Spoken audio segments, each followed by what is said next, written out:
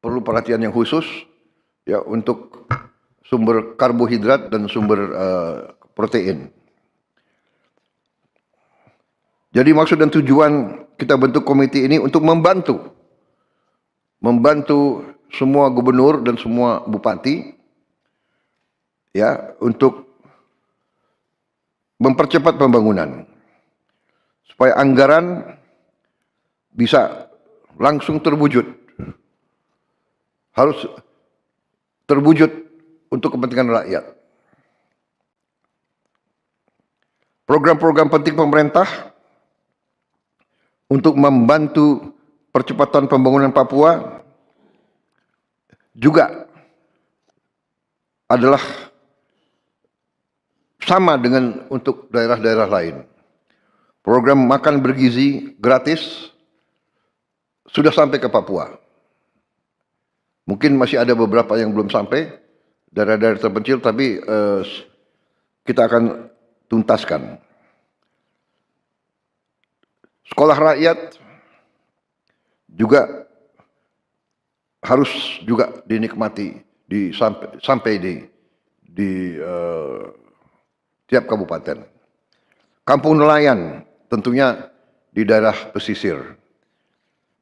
Pembangunan fasilitas umum, ketahanan pangan, food estate, ini menjadi prioritas.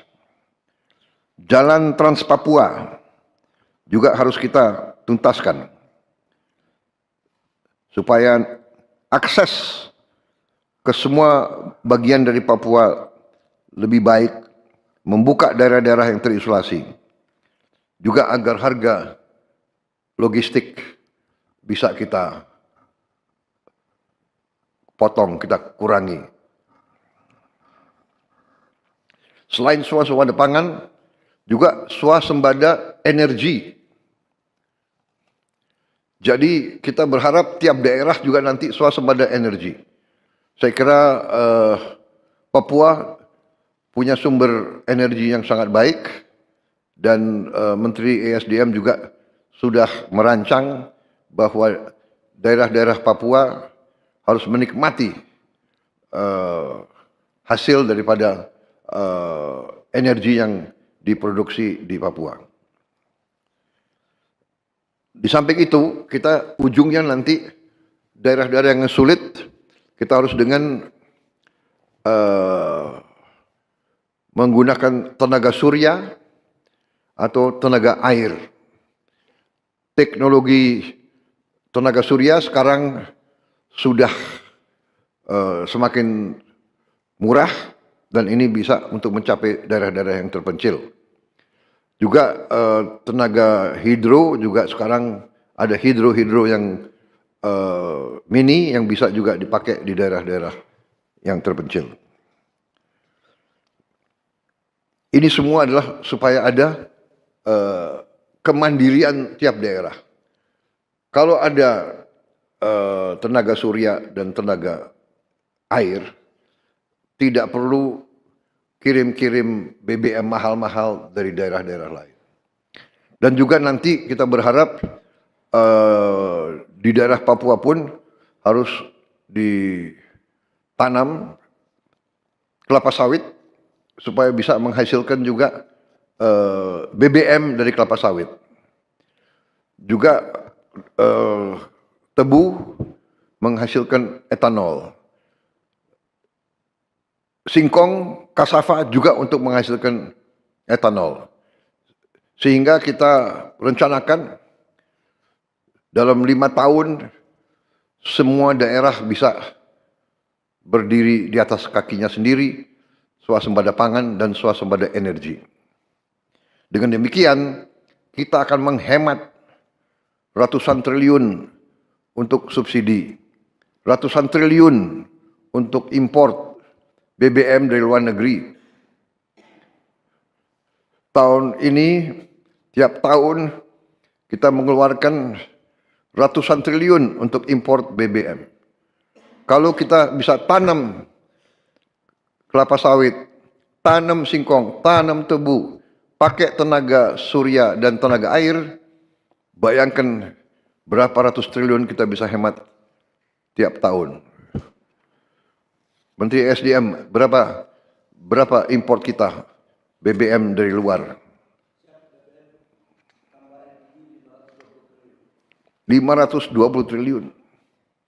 Bayangkan, kalau kita bisa potong setengah, berarti ada 250 triliun. Apalagi kita bisa potong 500 triliun. 500 triliun itu berarti tiap kabupaten bisa punya, kemungkinan bisa punya 1 triliun. Tiap kabupaten. Bagaimana membangunnya kita coba? Bayangkan kita biar negara kayak apa. Ini bisa kita lakukan. Potensinya ada, rencananya ada, dan kita akan buktikan. Kita akan buktikan bahwa kita menuju ke situ. Tidak bisa seketika, tapi kita sudah mulai ke arah situ. Mulai tahun depan, Menteri ESDM melaporkan ke saya, kita tidak akan import solar lagi dari luar negeri. Mulai tahun depan. Kita harapkan dalam 4 tahun, kita juga bisa tidak import bensin dari luar. Saudara-saudara,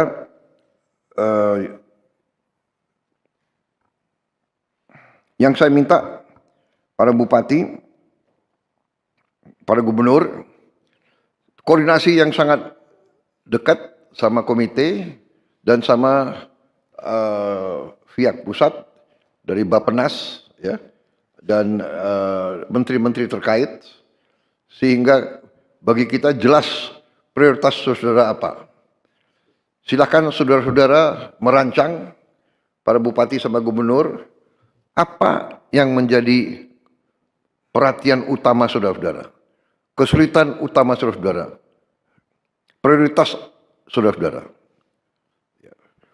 Tidak mungkin kita bisa selesaikan semua seketika. Tapi kalau kita punya prioritas saudara-saudara, kita akan cocokkan dengan kemampuan yang bisa kita lakukan sekarang. Yang jelas dana otonomi khusus, ya, yang tahun ini belum dicairkan, ya, Menteri Keuangan. Dana otonomi khusus Pak sudah dicairkan Pak semuanya untuk tahun ini 12,696 triliun Pak. Tahun ini. Ini akan jadikan 1 tahun depan. Tahun depan berapa dana otonomi khusus? Dana otonomi khusus tahun depan agak turun Pak, di anggaran tahun 2026 itu sebesar 10 triliun. Jadi tahun depan kita akan punya 12 tambah 10. Yang tahun ini kan akan dijadikan 1 sama tahun depan. Sudah, catatan kami sudah dicairkan Pak yang tahun ini, 12 triliun lebih tadi. Sudah dicarikan? Sudah Pak. Tahun depan ke daerah-daerah? Sudah, ke daerah-daerah semua Pak. Sudah, ya, berarti. Para gubernur sudah? Sudah? Oke, tahun depan kita coba kalau ada penghematan di bidang lain kita samakan kembali, ya. Ya. Tapi saya minta benar-benar para gubernur, bupati bertanggung jawab, ya.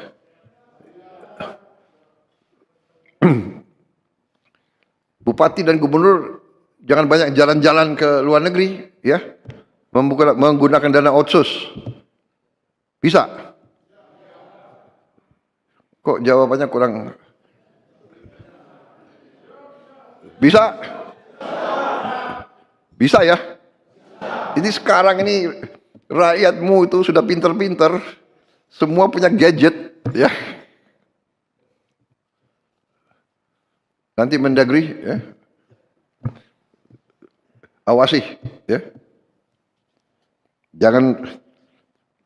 Jangan bupati terlalu lama ada di Jakarta. Saudara bertanggung jawab kepada rakyatmu, ya. Komite membantu, para menteri siap. Program-program pusat pun akan kita turunkan ke saudara-saudara.